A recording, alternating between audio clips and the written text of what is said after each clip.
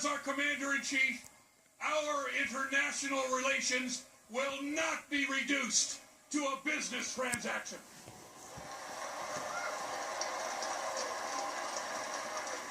I also know that our armed forces will not become an instrument of torture, and they will not be engaged in murder or carry out other illegal activities.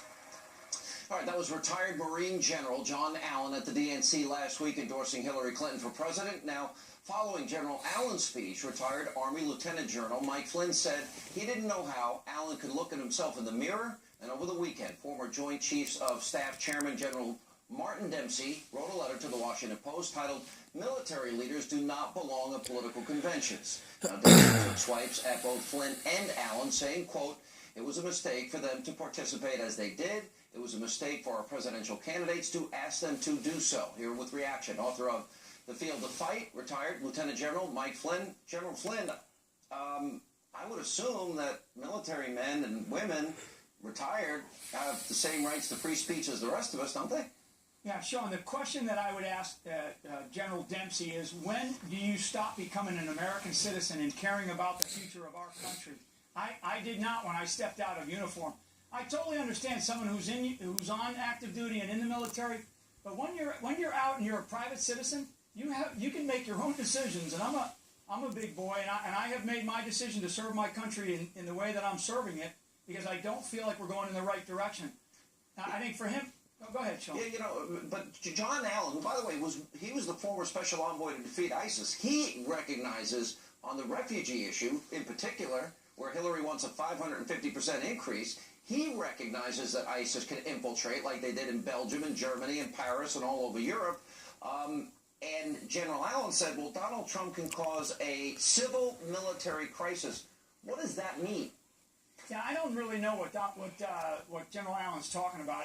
There's not going to be any civil military crisis. If Donald Trump has done anything, he has brought laser focus to the problem of this illegal immigration, the refugee flow into Europe and into our own country, where we have a president who wants to bring 100,000 refugees from Syria, Iraq, and Afghanistan into our own country.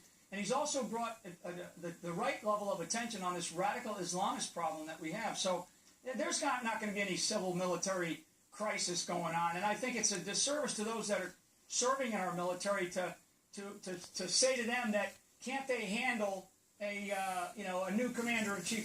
The people in the military know where their loyalty lies, and that's to the Constitution and to their chain of command and to each other. So I'm not worried about it. Don't you have to, if you're going to defeat radical Islamists, don't you have to be able to say the word? That seems pretty basic to me. And can't you, one, argue, as I often do, that by not listening to the military, they pulled out of Ramadi and Mosul and Fallujah and Tikrit too early, creating a vacuum for ISIS to emerge with the financial resources to expand their terror campaign and caliphate. Same thing with Syria. Hillary also supported Mohammed Morsi and apparently began the negotiations with Mahmoud Ahmadinejad in Iran, which led to $150 billion, and they continue to spin their centrifuges. So this is legitimate criticism. Doesn't the country actually need to hear from military people about the truth, about who is going to protect us best? For those of us that have decided, like myself, I've decided to continue to serve this country because I don't like the Iranian nuclear deal at all. I don't like it. We just gave the #1 state sponsor of terrorism a pathway to a nuclear weapon plus $150 billion, and their national anthem of Iran is "Death to America." I mean, so we have to get we have to become more responsible in facing up to this enemy that we are facing, and in order to do that, we have to be able to clearly define it, something that this president has not allowed us to do. And on that note, with John Allen, I think John Allen's service to the country was superb in uniform. He went back in and tried to run this strategy for this president, and the problem was exacerbated with the refugee flows under that time. So there's a lot at stake here for our country. Well, I couldn't agree with you more, and I really appreciate it. Thanks so much for being with us, General Flynn. We appreciate it as always. Thank you.